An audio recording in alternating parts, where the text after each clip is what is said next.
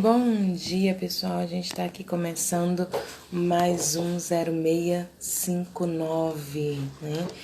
E a gente vai falar aí a respeito do quê?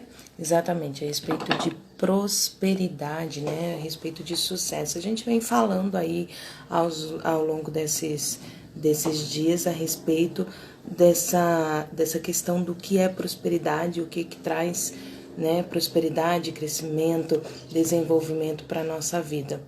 E o Senhor tem trabalhado no nosso coração a respeito disso e tem nos ensinado como alcançar a verdadeira prosperidade. Oi, Tereza, seja bem-vinda, que o Senhor te abençoe e te guarde. Como alcançar a verdadeira prosperidade, né, dentro do processo bíblico que nos traz essa transformação aí, né, nos nossos corações. E o que é verdadeiramente prosperidade, o que é sucesso, né? Muitas vezes a gente pensa do sucesso e a prosperidade como uma denotação financeira, como uma questão de poder, e sucesso não é isso, prosperidade não é isso, né? O Senhor fala que às vezes nós podemos ser até completamente ricos, completamente financeiramente poderosos, digamos assim, mas não ser prósperos, né? Não ter a verdadeira prosperidade no nosso coração. E podemos ser bem abastados, não ter nada e ser prósperos. E Jesus Cristo era assim. Jesus Cristo não tinha riqueza nenhuma, Jesus Cristo não tinha poder nenhum, poder assim, aquisitivo, né? Não, poder, ele era cheio de poder, cheio de maravilhas aí, mas ele não tinha poder financeiro. E mesmo assim, Jesus Cristo, com certeza, foi extremamente próspero, né? Então, a gente vai falando aí sobre essas leis, né? Esses passos que nos levam à prosperidade. E o que nessa caminhada é pecado e o que não é pecado. A gente já falou aí sobre a pressa, né, para alcançar. Seja bem-vinda, Samara, Deus te abençoe. Então, a gente falou sobre a pressa, né, para alcançar a prosperidade. Falamos um pouco sobre a avareza, sobre não ter prazer no seu trabalho, achar que Deus é que tem que te dar tudo. Ter raiva da riqueza ou das pessoas que têm prosperidade, né? Falamos também sobre inveja, sobre cobiça, preguiça, e falamos sobre orgulho. E aí falamos sobre oportunidade, né? Como alcançar essa prosperidade, agarrando o cavalo selado, né? Ficando firmes em observar aí as oportunidades que nos vêm, né? Não deixar isso escapar, não deixar ficar as oportunidades passarem por nós. Falamos também sobre sabedoria, a importância de ser sábio, a importância de o que é sabedoria. Sabedoria é você não só ter conhecimento, mas você saber verdadeiramente aplicar esse conhecimento na sua vida. Falamos sobre visão, que é olhar à frente, né? Olhar ao longe, olhar o futuro, buscar aí o que você deseja. E falamos sobre foco, que é pegar aquilo que está longe, aquilo que a gente desejou, e trazer para perto. Seja bem-vindo, Eduardo, Deus te abençoe. E trazer isso para perto, né? Então, ter foco é você trazer para perto aquilo que você deseja, aquilo que você almeja verdadeiramente. E hoje nós vamos falar um pouquinho sobre planejamento, né? A importância do planejamento. E falando dentro do processo bíblico, então nós vamos ler aí primeiro Provérbios 21:5, que diz assim: os planos bem elaborados levam à fartura, né? Existem traduções que falam assim: os pensamentos diligentes, né? Quando você tem um pensamento, uma ideia e você coloca isso em prática verdadeiramente. Você não deixa aquilo vago só como uma ideia que vai embora, mas você pega isso e começa a trabalhar em cima desse pensamento, dessa ideia. Eles trazem fartura, mas as pessoas que não se planejam, aquelas pessoas que têm pressa para alcançar as coisas, que fazem tudo, tem até uma expressão que fala assim, faz na coxa, né? Faz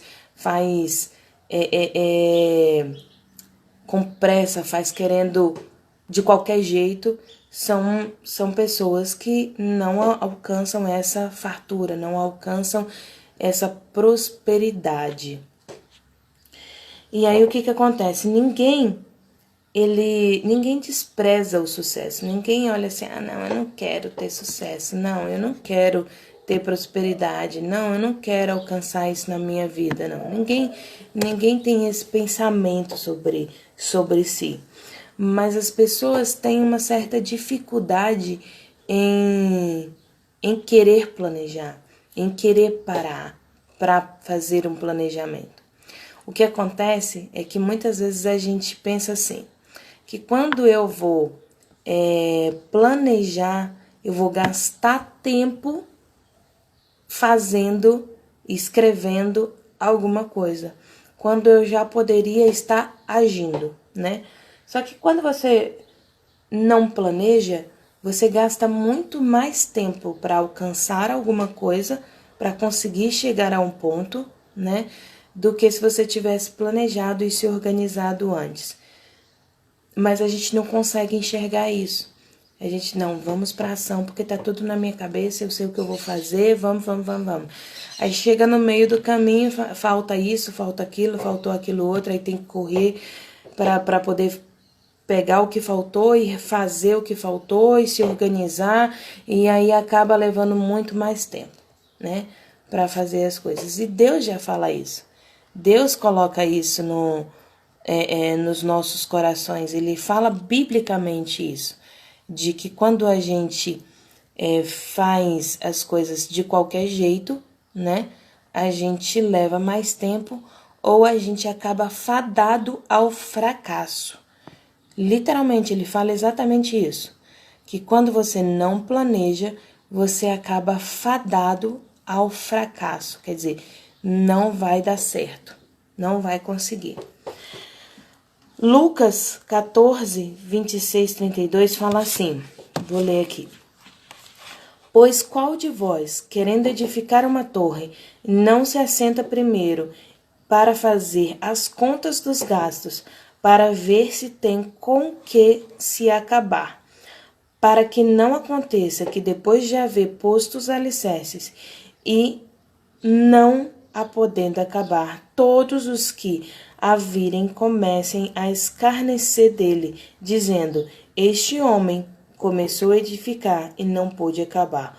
Ou qual é o rei que indo à guerra a pelejar contra outro rei, não se assenta primeiro para tomar conselhos sobre se com 10.000 pode sair ao encontro do que vem com ele com 20.000. De outra maneira, estando o outro ainda longe, manda embaixadores e pede condições de paz. Então, o que acontece? Ele está falando aí, seja bem-vindo, Kika, seja bem-vinda, Gero. Então, ele está falando aí que, dentro da palavra de Deus, é o seguinte, quem é que vai fazer alguma coisa, uma obra na sua casa, edificar uma torre, quem vai fazer e não se planeja primeiro, não vê se tem condições para fazer aquilo primeiro, se o material dá para fazer, se vai custar mais do que você imaginou, quem é que não se planeja primeiro? E quando não se planeja, quando não se organiza, o que acaba acontecendo? Falta material, falta para fazer, e aí você fica com aquela obra parada e as pessoas que passam te criticam porque você não foi capaz de finalizar, porque você não se planejou. Quantas vezes a gente passa aí por obras de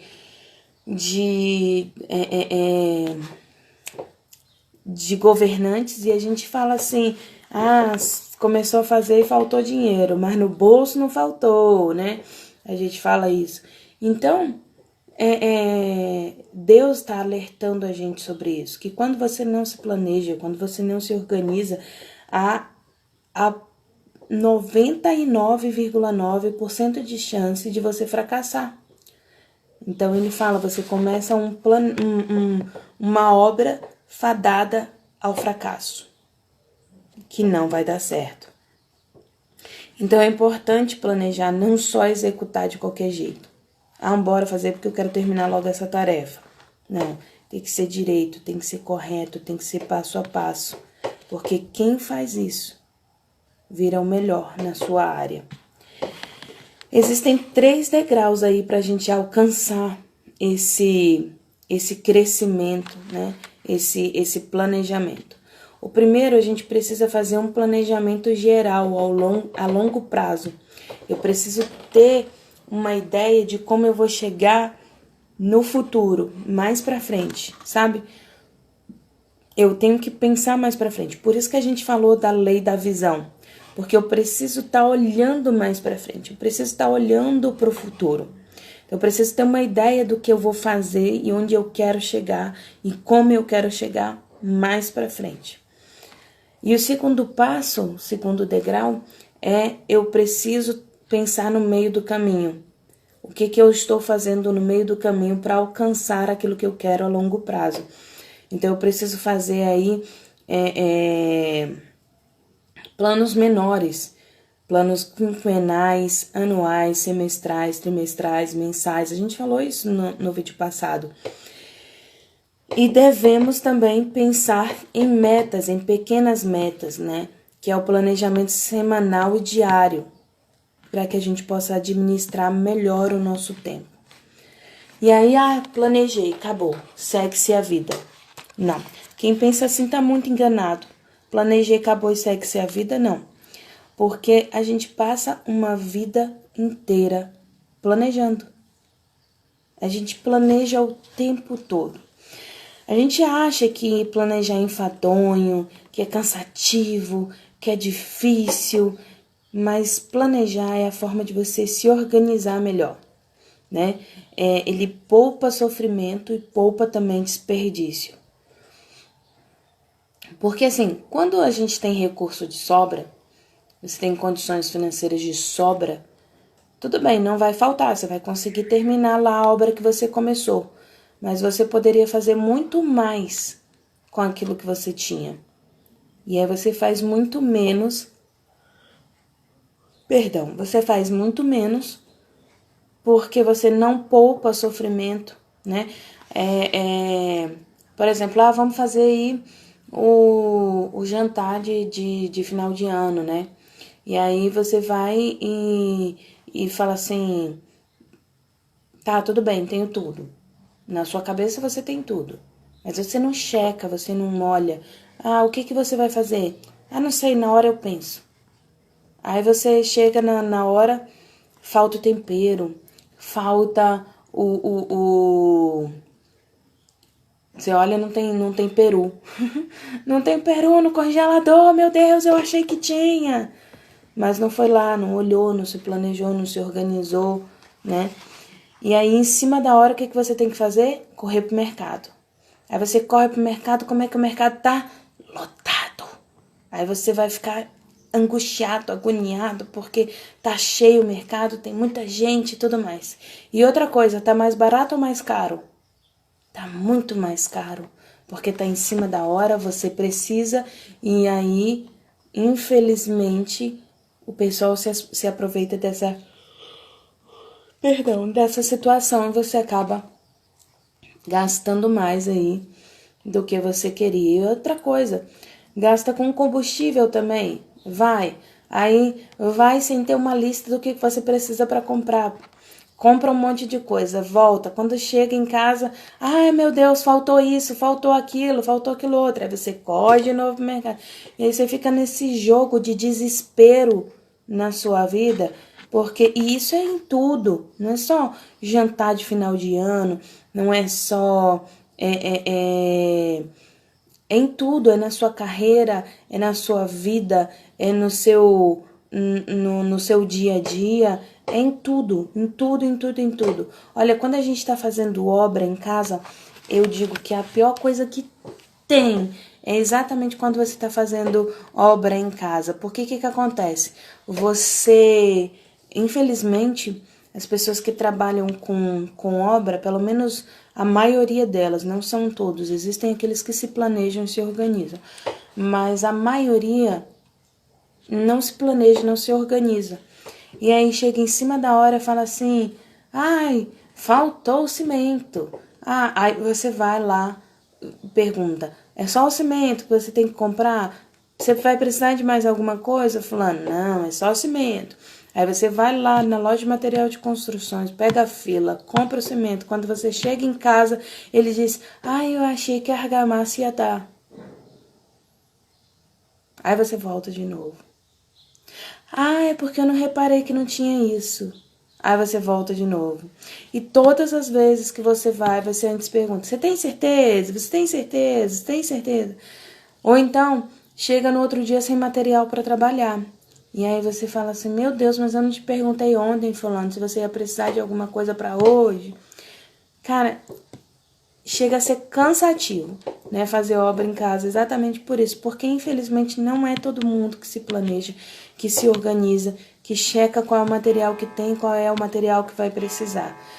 E aí o que acontece? Não te dá tempo nem de se organizar, de você ir fazer uma pesquisa de preço, saber qual fica mais barato, qual fica mais caro, o que você vai utilizar, o que você não vai utilizar, porque você tem que comprar na hora, então você acaba comprando do mais caro, você compra do que está mais perto. Não te dá nem essa chance aí de se organizar. Então, infelizmente, as pessoas acreditam que fazer é melhor do que planejar. Não, vamos fazer logo. Não, é importante terminar logo. E não se planeja, não se organiza.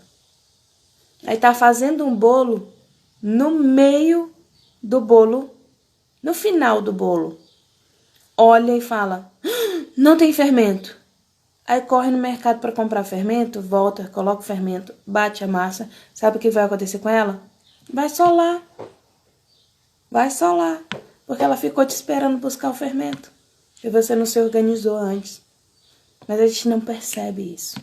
A gente não tem esse feeling de que é falta de planejamento. O que eu vou fazer hoje? O que eu vou fazer hoje? E para fazer isso, o que eu preciso? Quanto eu tenho para gastar com isso? Quanto eu posso gastar com isso? Quanto eu estou disposto a gastar com isso? E como é que eu vou fazer isso? Né? Então, essa é a importância de você se planejar. E aí, o que acontece? Isso é em tudo, né? Eu anotei aqui o exemplo de comprar uma casa, por exemplo, mas eu já dei muitos exemplos. Vamos pular esse. Então, quem se planeja, né, acaba sendo um profissional diferenciado. Oi, Marcelo, seja bem-vindo, Deus te abençoe. Quem tem planejamento acaba sendo até um profissional diferenciado na sua área. Infelizmente, dentro do Brasil, existem a maioria das personalidades, a maioria das pessoas no Brasil, elas são imediatistas, elas não são planejadoras.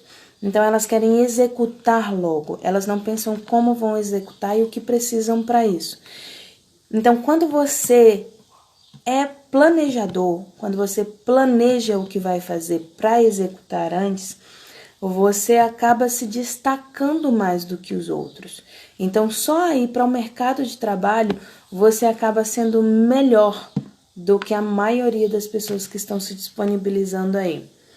Então, se planeje, se organize em tudo, em tudo, em tudo, em tudo. Eu até coloquei aqui um exemplo que fala sobre a infraestrutura do Brasil, né? E como funciona o planejamento para os eventos, como Copa do Mundo, Olimpíadas, né? Se você for comparar como é feito no Brasil e como é feito, por exemplo, no Japão, cara, é muito diferente. É por isso que muitas coisas, muitas técnicas, muitas são espetaculares. Você fala, caramba, que lindo, que não sei o quê. Ah, é porque a gente não tem capacidade ou não tem condições de fazer? Não, é porque não há planejamento prévio, sabe? Sentar e falar, poxa, eu quero fazer dessa forma, assim, assim, assim, e vamos fazer assim, e eu tenho tanto para gastar, e eu posso fazer dessa forma, e eu posso me organizar assim. Não tem esse planejamento prévio. Então se gasta mais do que o seu orçamento permite, né? E existem ferramentas que nos ajudam a fazer esse planejamento. O Marcelo ensinou uma chamada análise SWOT, né? Que ela é muito importante. Por que ela é importante, Cláudia? Porque a análise SWOT, ela traz pra gente aí nossos pontos fracos e nossos pontos fortes, quais são as oportunidades que nós temos e quais são as nossas deficiências, aquilo que pode, as nossas ameaças, aquilo que pode fazer com que a gente pare no meio do caminho. Então é importante a gente analisar. Planejar é analisar tudo, analisar seus pontos fortes, seus pontos fracos, quais são as oportunidades que você tem e quais são as fraquezas, né? Não é fraqueza que eu queria dizer. Aquilo que te poderia fazer desistir, né? Então, as ameaças. Então, você saber isso, você entender, você conhecer cada ponto da sua vida, te faz saber o que você vai esperar. O que você vai esperar para alcançar esse objetivo.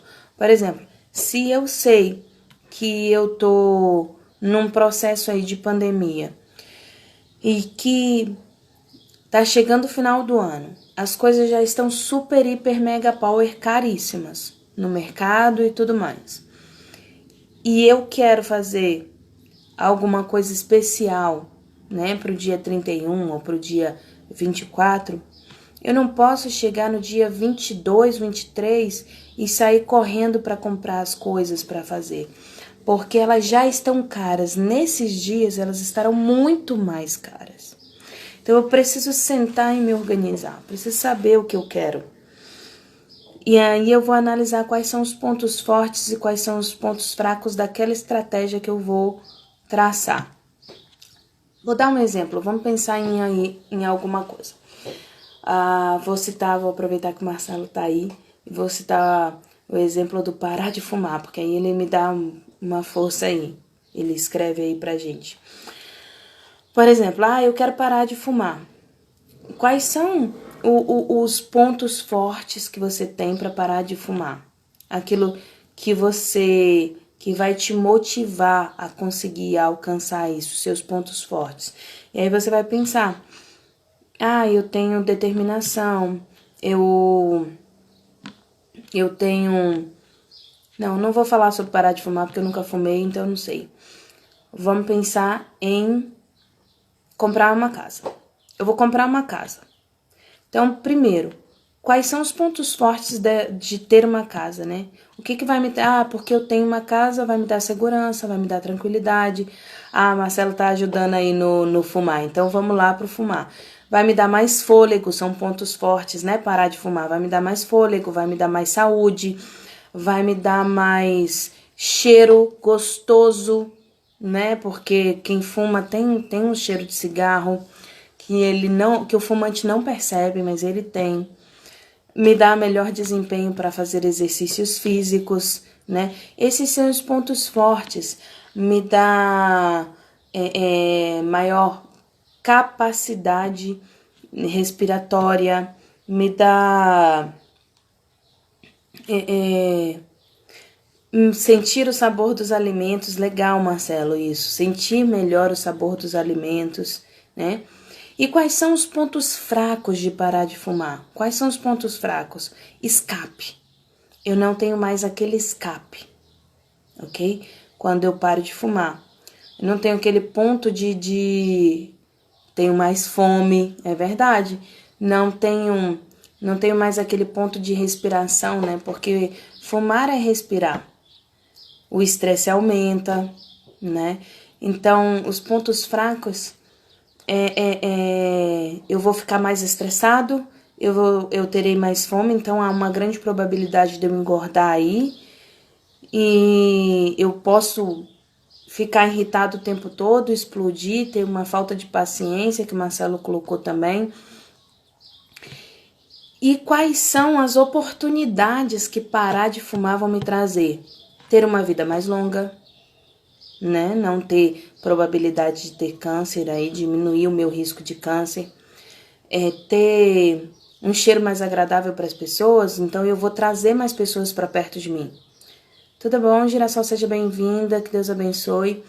Então eu vou trazer pessoas para mais perto de mim, porque elas vão se agradar aí do meu cheiro. É menos uma coisa que eu vou sair, que eu vou me distrair, que eu vou abandonar.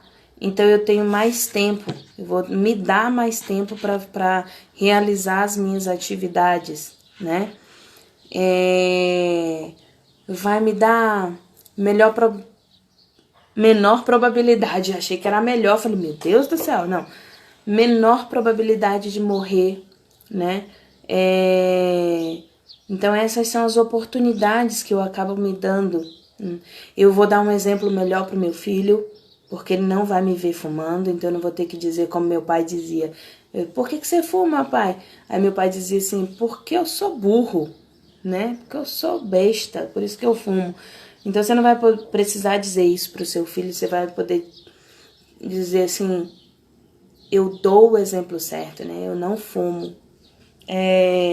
E quais são as ameaças de parar de fumar? As ameaças de parar de fumar são, se eu tenho mais estresse, então eu corro risco até de perder aí a esposa, né? Porque se eu estressar muito com ela aí, posso colocar ela para correr. Eu tenho, no meu caso, esposo, tô falando do Marcelo. Então as ameaças, eu posso ficar extremamente aborrecido, irritado e perder a paciência completamente e voltar a fumar. Eu posso... Outra ameaça.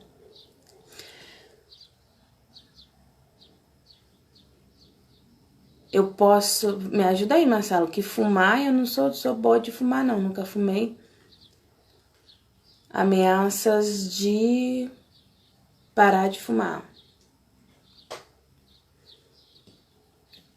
Eu posso engordar, né? Não chegar ao meu objetivo, olha aí. Eu posso não chegar ao meu objetivo de emagrecer, eu posso engordar, porque eu tô com muita fome, né? Tô sentindo mais ansiedade, então eu posso acabar engordando mais.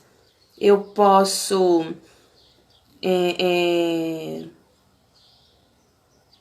sei lá, tem um monte de ameaça aí. Estresse elevado, que o Marcelo colocou aí. Então, assim, coloquei esses pontos, analisei tudo isso, eu consigo entender melhor o meu objetivo. Se parar de fumar me traz mais benefícios ou me traz mais malefícios, né? Ou parar de fumar. Logicamente, traz mais benefícios, né? Você parar de fumar. Traz mais benefícios. E aí você consegue também trabalhar estratégias de como conter isso. Como assim, Cláudia? Seja bem-vinda, Evelyn. Deus te abençoe. Como assim, Cláudia? Por exemplo, se eu sei que eu vou me estressar mais, então o que eu vou precisar fazer para me acalmar? Primeiro, eu posso alinhar com os meus familiares, com os meus amigos, falar que eu tô nesse período aí e pedir ajuda, né? Algumas pessoas, quando elas estão fazendo, elas não param de fumar por si só, assim, vou parar de fumar. Meu pai parou, mas existe uma estratégia de você procurar um médico, um psicólogo para te ajudar, né, para parar de fumar. Então você começa com técnicas de respiração, né? Passar a não gostar de batata doce, já que comecei a sentir o gosto das coisas, aí enjoo a comer alguns elementos. Ah, legal. Essa eu não sabia. Então, assim, você cria novas estratégias. Então, se eu já tenho conhecimento do que pode me fazer sair do meu objetivo, eu crio estratégias para não sair do meu objetivo, né? Como eu estava falando. Então, eu converso com os meus familiares, eu converso com os meus amigos, que eu tô passando por esse período e que eu preciso de ajuda para que eles entendam e não fiquem chateados comigo e me ajudem a não explodir. Eu vou conversar também comigo mesmo e com as pessoas que estão próximas de mim para me ajudar a não comer muito. De repente, tomar alguma coisa que diminua meu apetite. Coisas naturais, não é medicamento, não. Por exemplo, se você aumentar a quantidade de ingesta hídrica, você diminui o desejo do alimento. Entendeu? Então você pode estar aí bebendo mais água, tomando mais suco, tomando mais chá, então assim, te dá saciedade e não engorda, né? Chia, lixia também da saciedade e não engorda. Então você vai criando, o importante assim, é que você sabe o que vai acontecer. Então você cria estratégias para você não fugir do seu planejamento, para você não fugir daquilo que você deseja verdadeiramente para você. Então reconheceu. E como é que eu reconheço isso, Cláudia? Com perguntas.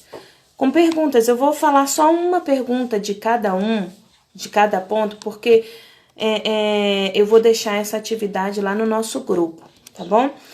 E quem não tá no grupo é só acessar a bio do Instagram e entrar no grupo do WhatsApp, no Intensivão 0659. A gente deixa lá estratégias para que a gente consiga alcançar cada ponto, cada objetivo. Então, por exemplo, para reconhecer quais são os meus pontos, ter o conhecimento, exatamente. Para saber quais são os meus pontos fortes, eu preciso me fazer a seguinte pergunta: o que eu quero para minha empresa, ou para minha vida, ou para o que eu estou planejando, me faz bem? É bom para mim? Quais são os recursos que eu possuo para utilizar, para fazer isso, né? Para me aprofundar. O que eu tenho de diferente das outras pessoas? O que eu tenho de diferente das outras pessoas para alcançar esse meu objetivo? Aí eu vou pensar em pontos fracos. Eu falei que eu ia fazer uma pergunta só, já fiz 3. Pensando em pontos fracos, né? Eu vou pensar quais são os meus defeitos que me afastam desse objetivo. O que eu preciso melhorar em mim para alcançar esse meu objetivo? Qual é a mudança que eu preciso fazer para poder alcançar aquilo que eu determinei dentro de mim? Quando eu penso em ameaças, eu preciso fazer as seguintes perguntas: quais são as dificuldades externas que vão me atrapalhar a alcançar meu plano? As dificuldades que vêm de fora que vão me atrapalhar. Quais são os acontecimentos e circunstâncias que podem me prejudicar enquanto eu estiver correndo atrás desse objetivo? Quais são os problemas que eu posso solucionar para minimizar essas ameaças? E oportunidade. Quando eu penso em oportunidade, eu vou pensar nas seguintes perguntas: quais são as oportunidades externas que eu identifico? Aquilo que aparece, que é meu cavalo selado, que eu falo assim, olha, isso é uma oportunidade, vou agarrar, vou fazer. O que eu posso fazer por mim, ou pela minha empresa, ou pelos meus clientes, que vai servir como oportunidade? O que eu posso fazer de diferente, que serve como uma oportunidade para alcançar novos clientes ou para alcançar o meu objetivo? Quais são as circunstâncias que me ajudam a alcançar esse objetivo? Então, eu fiz 3 perguntinhas de cada, mas eu vou deixar mais perguntas lá no grupo. E aí, o que acontece? Depois que eu respondo todas essas perguntas, eu consigo chegar a isso, a minha análise SWOT, meus pontos fracos, meus pontos fortes, as ameaças e as oportunidades que eu tenho para alcançar esse objetivo. né? O Senhor fala sobre planejamento, a palavra de Deus fala sobre planejamento quando ela fala sobre as viúvas, as noivas. Quando ela está falando sobre as 5 insensatas e as 5 prudentes na Bíblia, tá lá em Mateus 25, 2, 12, que fala assim, que haviam 10 noivas, né? Elas foram para a chegada do noivo. E aí elas sentavam e ficavam esperando ele chegar. Só que dessa vez o noivo atrasou. E quando chegava a noite, elas acendiam suas candeias. Elas colocavam óleo nas suas candeias e acendiam.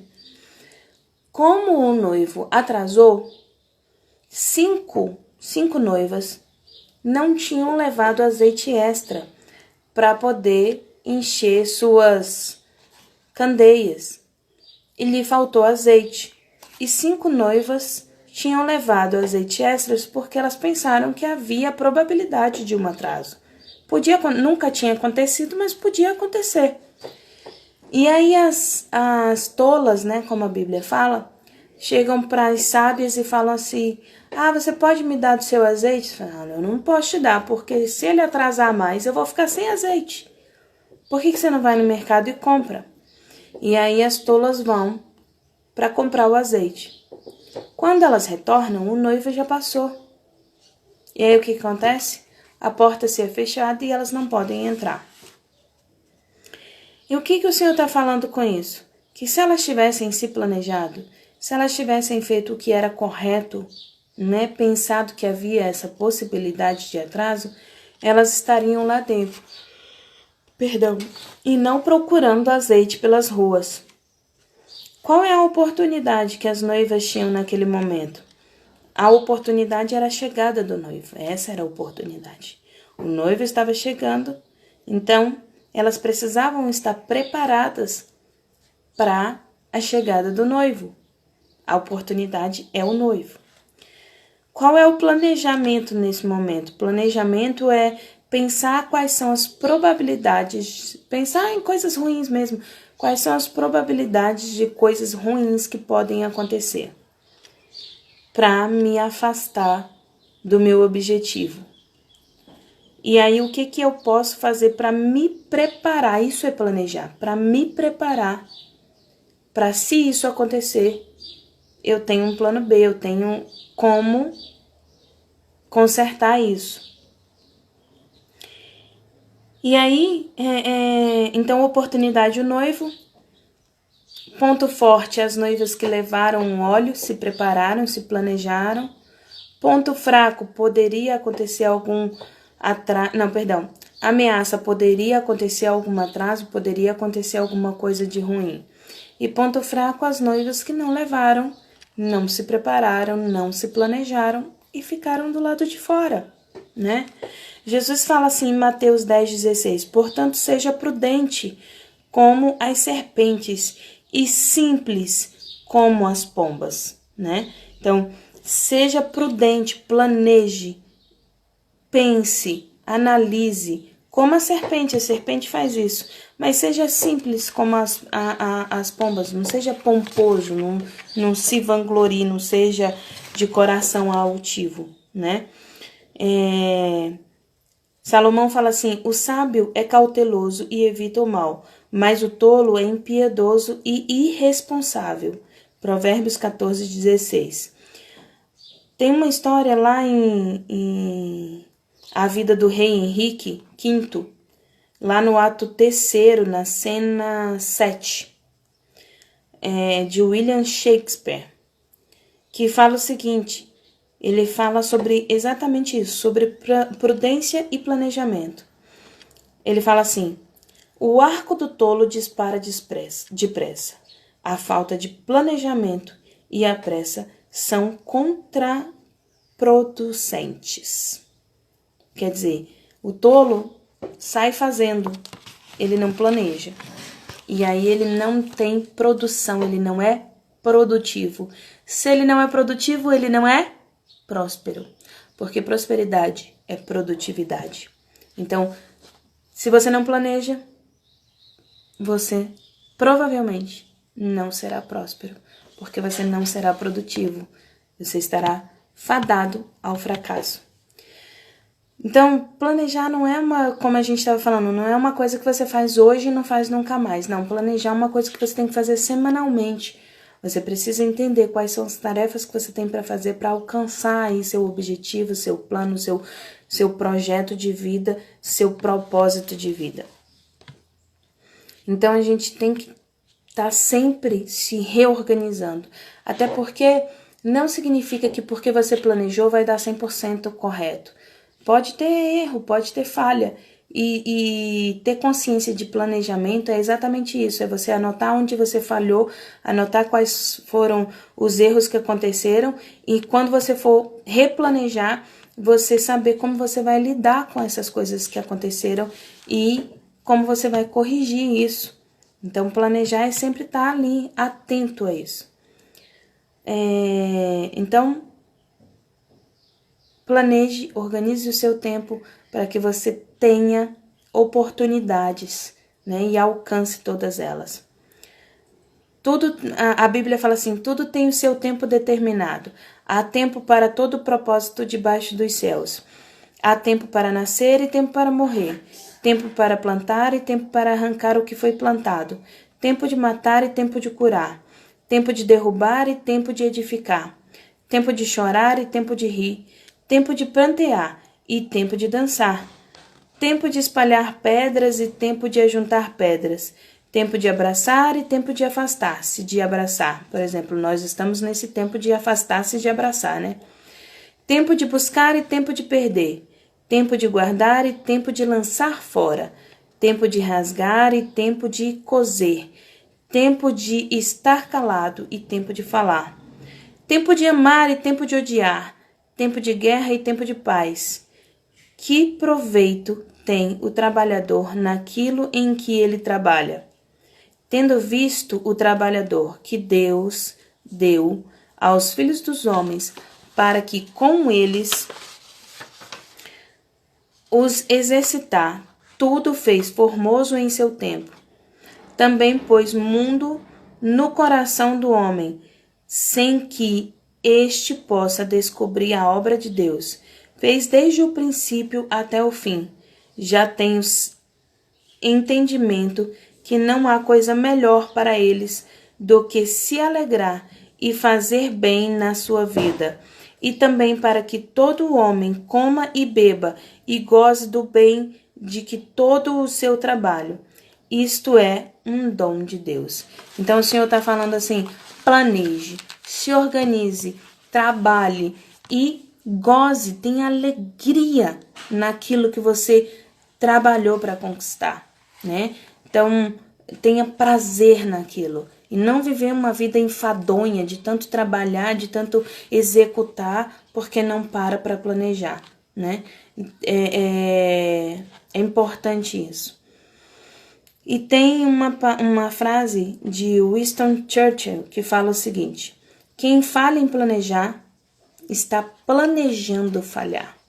Então, assim, quando a gente não planeja, a gente está planejando falhar. Então, pare de planejar falhar e comece a planejar a ter sucesso. Essa é a dica que Deus tem para você hoje. Então, pensa nisso, né? E vamos colocar em prática, beleza? Mais tarde a gente se encontra no Do Trono, 12:05, falando aí sobre a vida de Ezequiel. Que Deus abençoe a vida de vocês. Espero que vocês tenham gostado, espero que tenha ajudado aí e que vocês estejam curtindo essas manhãs aí com a gente e que possa estar sendo relevante, que esteja sendo importante para vocês, tá bom? Porque é muito importante para mim estar aqui todos os dias com vocês aprendendo, viu? Amém. Deus abençoe também, Tereza, Marcelo, e que fique aí nos nossos corações. E se você tem alguma dúvida, se você quer falar alguma coisa, se você precisa entender alguma coisa a respeito de sucesso, de prosperidade dentro da história bíblica, dentro do que Deus está passando para a gente, coloca aí no comentário, né? Deixa um recadinho pra gente. Eu tenho vergonha. Então vai no direct, fala comigo e a gente vai poder estar trabalhando. Se você não concorda com alguma coisa, não tem problema. Põe aí que você não concorda e por que você não concorda, pra gente estar pesquisando mais, buscando mais e estar conversando, porque aqui é assim. O Senhor fala que a palavra dele é uma palavra de 2 gumes, então ela corta lá e corta aqui. Então eu também aprendo. Então vamos trabalhar junto com isso e estamos juntos até depois do fim, porque vamos todos para o céu, estar com Deus. Beijo, galera. Que Deus abençoe vocês. Até amanhã. Até mais tarde.